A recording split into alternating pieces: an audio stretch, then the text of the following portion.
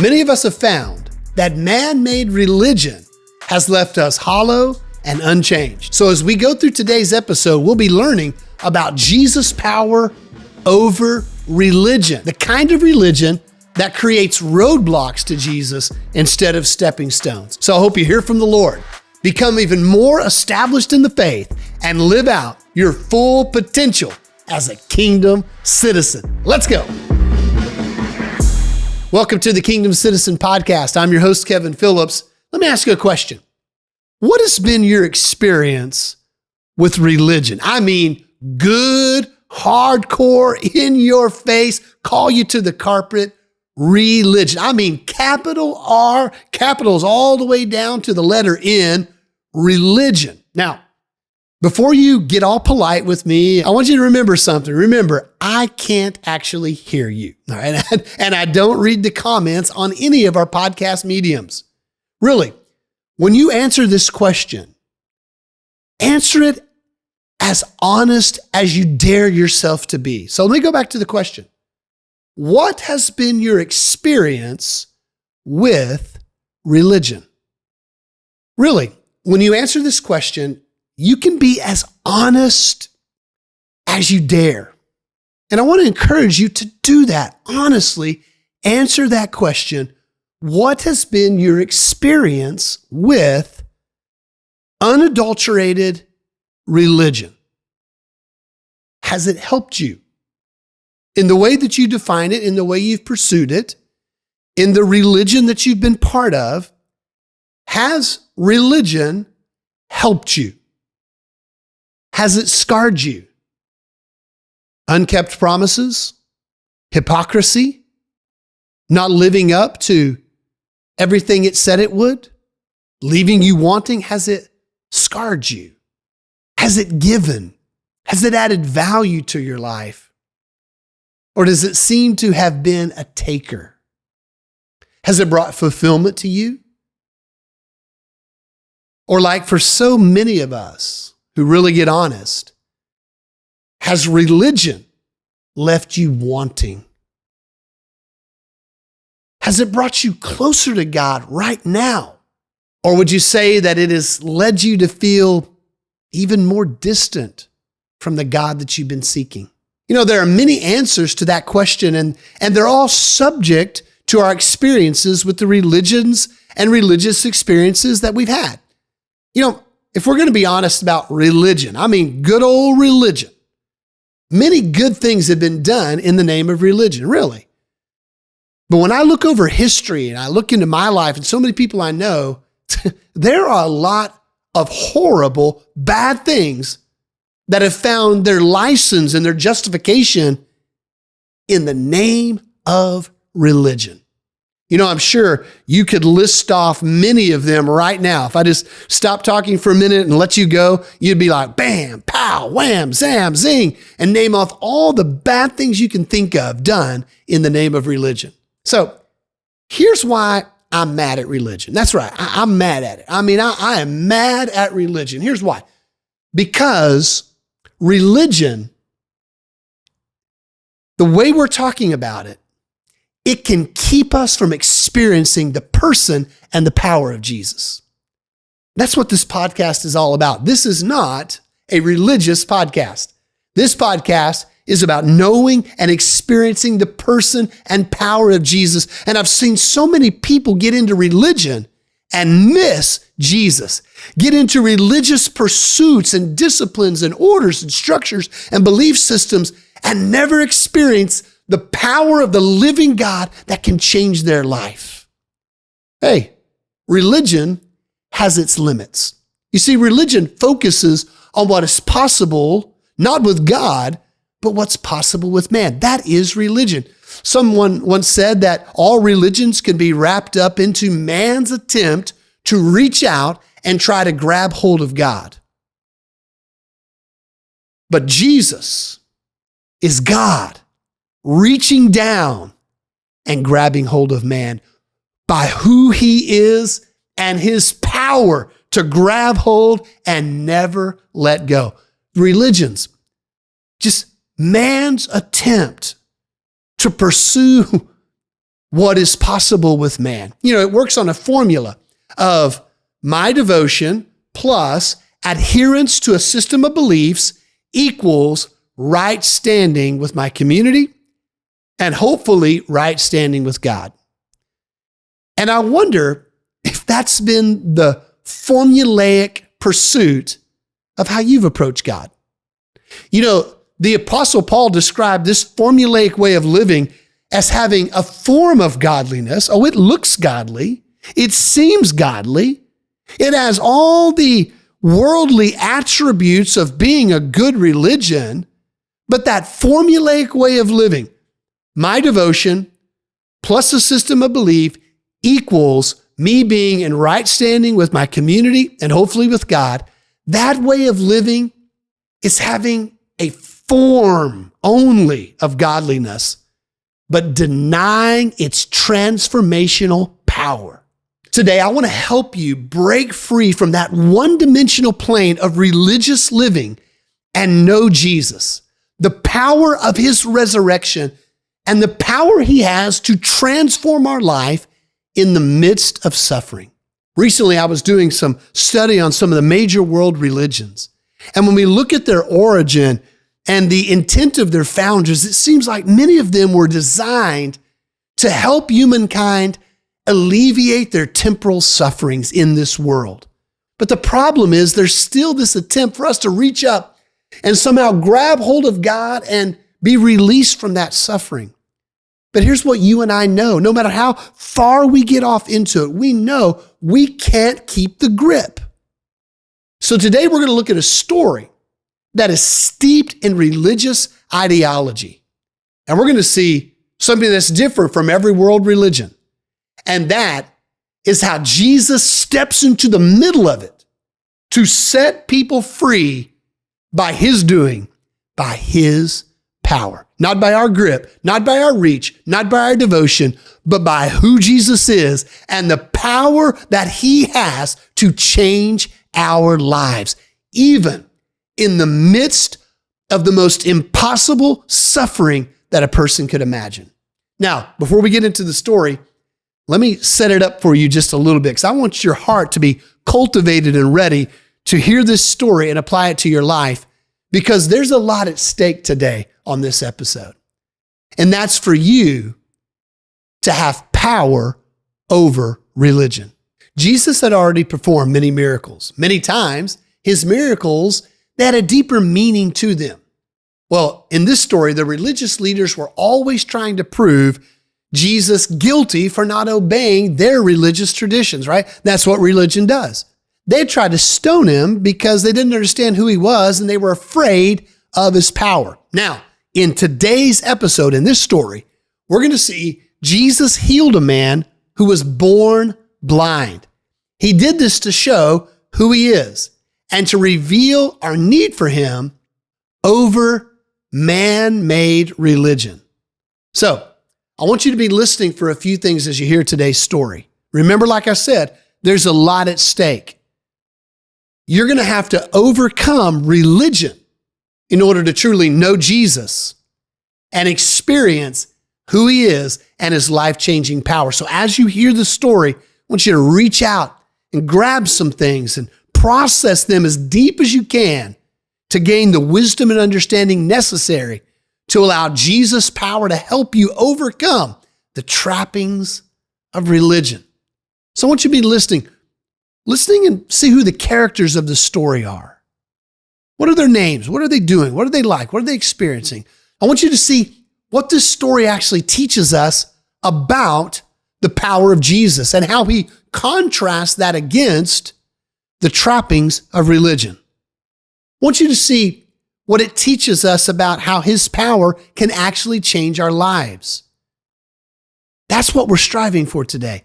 Our lives being changed, not by conforming to religion, but by the power of Jesus engaging our hearts, transforming it as we yield ourselves to him.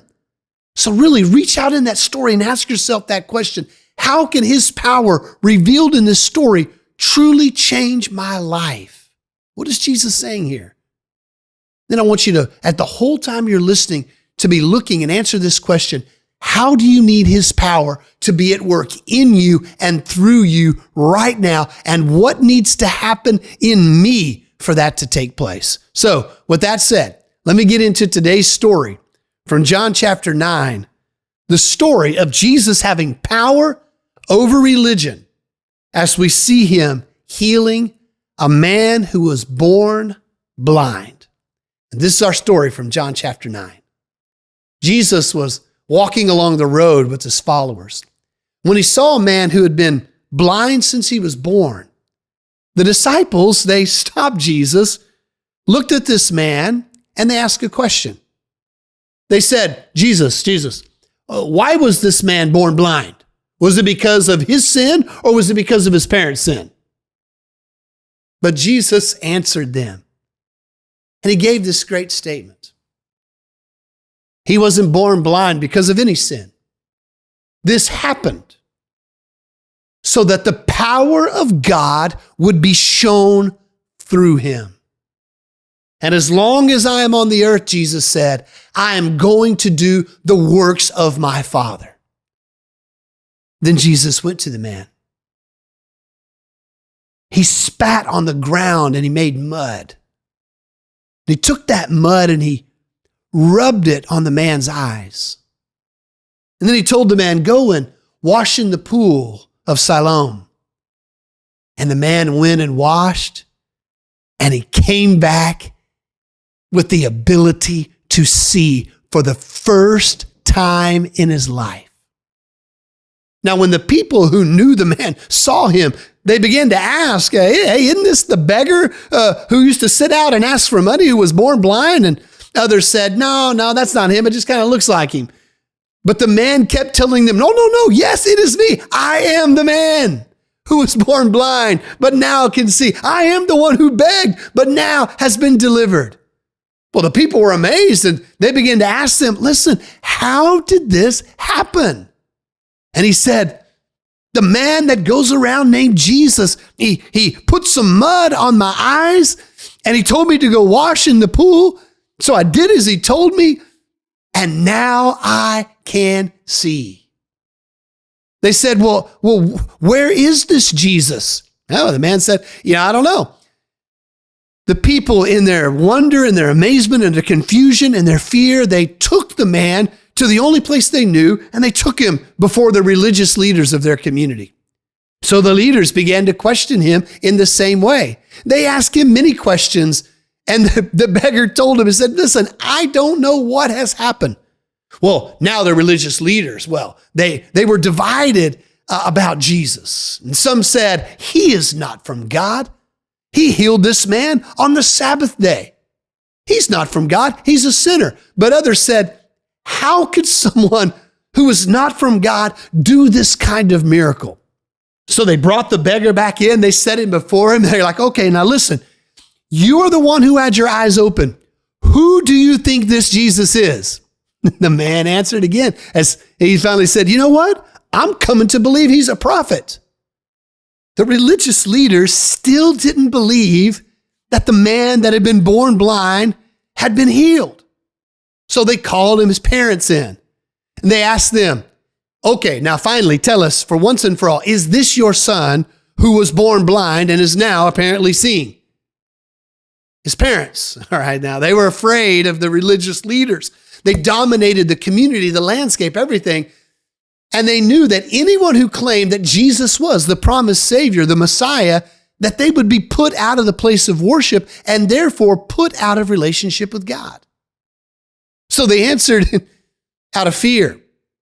And they said, yes, this is our son, and it's true that he was born blind, but we don't know in any way how he was made able to see. Now listen, he's old enough now. You can speak to him and let him answer for himself. The religious leaders, they said to the beggar, listen, my friend, it's time for you to be honest. Give glory to God by telling the truth. We believe Jesus is a sinner. The beggar, he finally answered them and said, you know what, guys? I don't know if he's a sinner or not, but I do know this.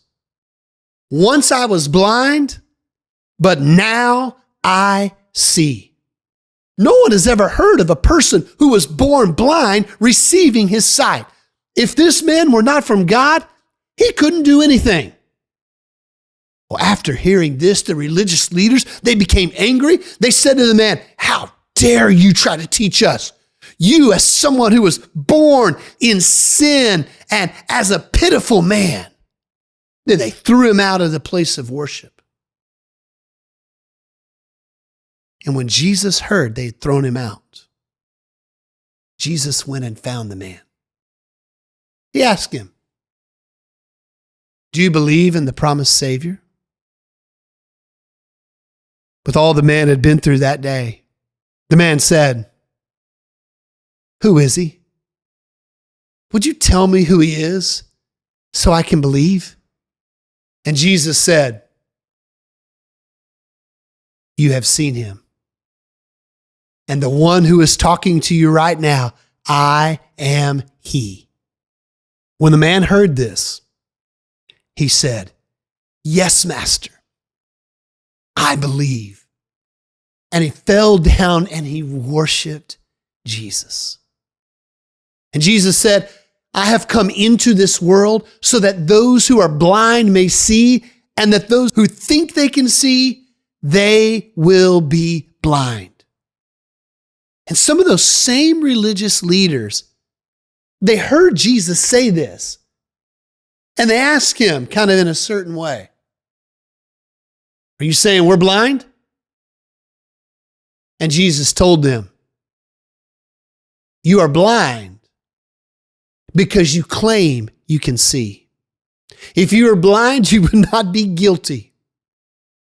But because you say you can see, you will stand in judgment before God. And this concludes our story from John chapter 9. Jesus healing the man born blind and showing us he has the power to overcome the trappings of man-made religion. Now, let's take this story and break it down a bit as we look at Jesus' power to help us overcome the trappings of religion and what it means for us to follow him, to be transformed by his power working in us and through us, and be established in the faith as a follower of Jesus.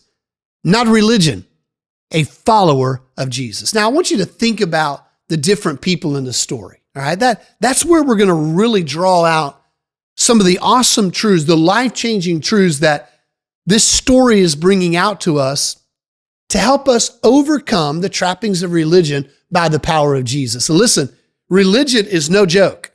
Religion is a kingdom of this world that has great strength to enslave many people, particularly you and I.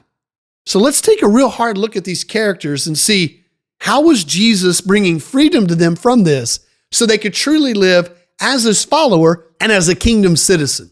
So let's start looking at some of the characters. Now, you know, if you've been following our podcast, I love diving into the characters, really breaking it down, going through the scriptures of the story with them to help us see ourselves in them, deduce down how we align with them and what needs to be added into our life, what needs to be taken away from our life, and maybe what we need to hold on to that is true, that is real, that leads us into being that kingdom citizen. So in this story, let's start off with just kind of looking at the disciples, right? I love these guys. We had an earlier story in our last episode where they came out of the boat experience. We talked about how they were trapped in these confines of fear and doubt, but they made some moves. And now we see them walking along in a journey with Jesus. They come to what we could recognize as a teachable moment. They didn't understand it at the time, but Jesus knew exactly what was happening. It was like he had set this up years ago, and today was the day for this teachable moment. Now, what happened is the disciples see a blind man begging on the street. Now, when you see a blind beggar, there are a lot of different ways you can approach it. Here's what they did. They started making assumptions about this situation based on religion. Their assumption was, by the religion they had grown up in, the doctrines and teachings of it, that for this man to find himself in this situation, somebody had to sin. So they ask a question based on the assumptions of their religion, the trappings of religion. Oh, Jesus, look at this pitiful fellow. Would you instruct us, O wise one, O rabbi, who sinned? Was it him? Did he sin? Or was it his parents that sinned? But who sinned? And that's the assumptions of their religion. Who sinned? You know, when we live with assumptions, particularly based on the worldly ideals and worldly wisdom of the man-made religious system we're in, the danger of that is that we miss out on the truth and the power of Jesus. What I love about seeing Jesus in this is that he was quick to correct by giving a proper interpretation of the situation this man was in. So here's my question for you. How has the religion you've been pursuing, how has that shaped your worldview, the way you see the world, the values that have been created around your heart, the beliefs that you hold on to, the attitudes that permeate from your life, and the behaviors and actions that you make on a daily basis? When you interact with situations and circumstances and you have to make judgments about it, what religious assumptions are shaping up your worldview and your attitudes and actions towards your fellow man, toward the man you see in the mirror, and even assumptions that you are living with and making about God that have been shaped by man-made religion? Listen, there is a lot going on out there. And just like religion had shaped the worldview of those disciples, where they made judgment about someone created and finding themselves in a desperate situation, they made certain judgments and assumptions. Hey, that's going to happen, right? We perceive the world through our cultural lens. And listen, let's be honest. We perceive the world through our own sense of cultural bias. It's hard to escape. But here's what's cool about being a kingdom citizen. Jesus says, I want to give you a new world view. I want to take off the current lens in which you see the world and dispose of them. I want to situate a brand new framework for which you will see the world, see God, see yourself, and see your fellow man. I want to give you a kingdom worldview. I want to give you a biblical worldview. I want to give you a view of the world and who you are in it through my eyes, through Jesus' eyes, that shapes your values, that shapes your attitude, that shapes your beliefs, that shapes your actions and your behaviors. Guys, here's what the disciples needed. They needed a new way of seeing the world. They needed a new way that would overcome the assumptions their current worldview shaped by their religion had given them, and they needed to start seeing through Jesus' eyes. Man, what about you? How have you been seeing the world? What shape has that left you in on the assumptions and judgments you're making about God, about your fellow man? But listen, what about yourself? Listen, Jesus wants to give you his way of seeing, his worldview. And it's shaped through nothing that resembles man-made religion, but allowing the Spirit of Jesus to fill our heart when we yield to him and letting what he values become what we value. By letting how he sees the world be how we see the world. By giving us the ability to take on an image of God that is reflected in the person, life, ways, and words of what is revealed in Jesus and the 33 years he spent upon this earth. Man, I hope today you start the process like these disciples did on the side of that road, with saying, you know, Jesus, what I really need is a whole new worldview. You know, we made you a commitment in this podcast that we were going to be very transparent. that this would be the most revealing and transparent podcast ever, and I'm about to kick it up a notch. I was born in 1973 to a 15-year-old mother. In 1973 was the year of Roe v. Wade, when abortions became legal in the United States. It's not a story we're proud of, but my mother was counseled and coached by the closest people in her life to abort me. I love my mother because she went into the bathroom of her house and she sat down. She locked the door and she cried out to God and she said, you know what? I know the situations of this pregnancy and this impending child are not perfect. But what I want most in life is for someone I can love and someone who will love me. And against pressure, against counsel, and an attempt to hide shame, my mother said, no way. I'm going to have this baby. I'm going to raise him and I'm going to love him. Well, I grew up and I never knew that story. And my worldview was skewed. My worldview was off as a teenager. I was very pragmatic toward this issue of abortion. Very pragmatic. It's a way to fix problems. And one day, as a young man who had now surrendered to Christ and was seeking to serve him, I'm driving down the road with my mother's father, the same one that was permissive toward her having an abortion to end her pregnancy with me 18 years before. As we're driving down the road, the question of this came up, and I said to my grandpa, even as a young 18, 19-year-old minister, I said, yeah, I can see, the rationale for abortion and the pragmatic expression of it as birth control. Man, my grandpa freaked out. We're driving down the road. He whips the car over to the side of the road, throws it into park, has this wide-eyed look, grabs me by the shirt. I'm freaking out, right? He grabs me by the shirt. And for the first time in my life, he told me that story. And I saw the pain in his eyes and the transformation of worldview that had happened in him over 18 years. And here's what my grandpa said to me.